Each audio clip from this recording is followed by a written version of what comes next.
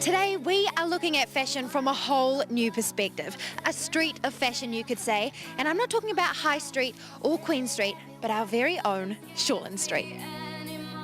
For over 20 years we've watched our favourite medical drama keep up to date with the latest fashion trends, and yes, believe it or not, these outfits really were in once. Today, we are lucky enough to be allowed a behind-the-scenes look at this trendy hospital's wardrobe department. So, let's see where the magic happens. Hey Bex, how are you? Hi, good, thank you. Hey, now Bex here is Shortland Street's assistant costume designer, and this is kind of like your sanctuary, am I right? It is. Downstairs here, this is our main stockroom. So we have racks and racks of like spare t-shirts and dresses and suits and shoes and bags.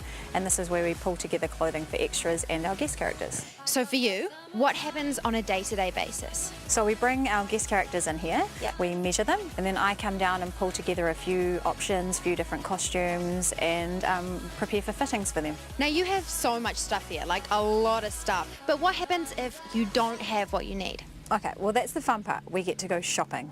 So we know what size the character is, we brought them in, we've measured them, and then we go out and buy like 10 dresses that would fit that one person, maybe 10 pairs of shoes, all totally different.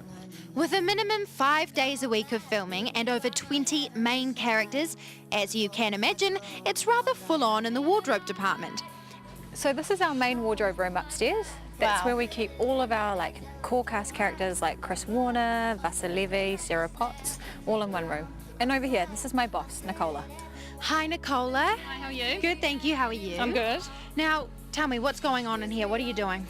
I'm basically preparing for our shooting day today. So just checking that all the costumes are on the rack and in order. So say they're getting like a new character in and they're trying to decide, you know, what type of person they are. Do you kind of go, well, this is what they'd wear, or what's the process like? No, the process is the character has a breakdown which is written by our writers, and I need to work from there. I need to know a bit about their background, their age, where they've come from, what they do for a job, and often the writers will write in she's a sporty girl, or you know she's very wealthy, as always, dripping in you know the latest designer clothes. So that helps me get an idea of the character.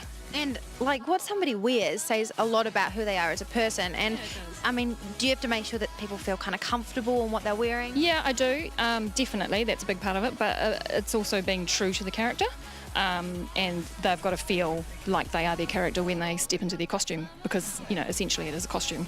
Do you guys do like a big sale at the end of it, or like how do you get rid of? Because surely you kind of have to get rid of some things at some point. Well, we have to wait for the character to be finished on screen first, and then we do a big cull to kind of keep our stockroom downstairs current, and then we run a big sale, and so everybody here within the building can come along and buy things for super cheap. That's awesome. Well, thank you guys so much for having me today. It's been awesome seeing how it all operates. I know you're super busy and I've taken, a lot of time, so thank you so much. You're welcome. So next time you guys at home are watching Shorty Street, spare a thought for the hardworking people behind the scenes who create the look that you guys see on screen.